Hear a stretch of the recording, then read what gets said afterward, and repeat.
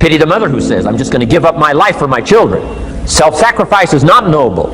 Self-investment is noble from self-development. If I work on myself and become more valuable, think of what that'll do for our friendship. The best contribution you can make to someone else is self-development, not self-sacrifice. Self-sacrifice only earns contempt. Self-development earns respect. I used to use the old expression, you take care of me and I'll take care of you. I found out how shallow and short-ended that was.